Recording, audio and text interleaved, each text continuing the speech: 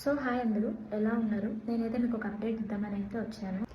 So update ఏంటంటే, అందరు కామెంట్స్లో అడుగుతున్నారు, అక్క ఈ వీడియోలో తనుజ గురించి కళ్యాణ్ ఏమన్నా మాట్లాడాడా, నాకు ఒక క్లారిటీ ఇవ్వండి అన్నారు.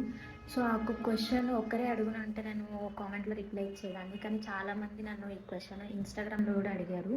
సో ఇప్పుడు నేను వీడియోలో క్లారిటీ ఇస్తున్నాను.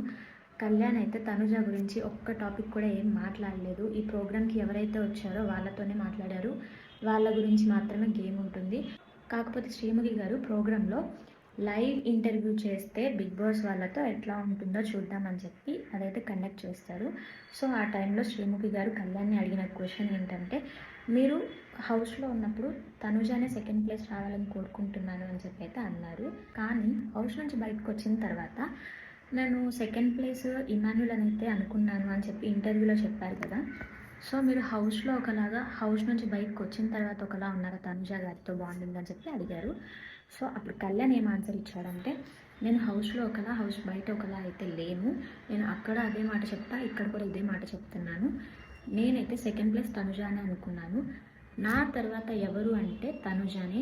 నా ప్లేస్ తర్వాత ఎవరు అంటే తనుజ, ఆర్ ఎల్స్ విన్నర్ ఎవరు అనుకుంటే నేను తనుజ అనే చెప్తాను. కానీ మేం కాకుండా సెకండ్ ప్లేస్ అయితే నేను ఇమాన్యుల్ అనుకున్నాను కాబట్టి ఇమాన్యుల్ నేమ్ చెప్పానే, కానీ దీంట్లో ఏ రాంగ్ వే లేదు. హౌస్ బయట ఒకలాగా, హౌస్ లోపల ఒకలాగా అయితే లేను. నేను జెన్యున్గానే ఉన్నాను అని చెప్పి అయితే తను ఆన్సర్ ఇస్తాడు.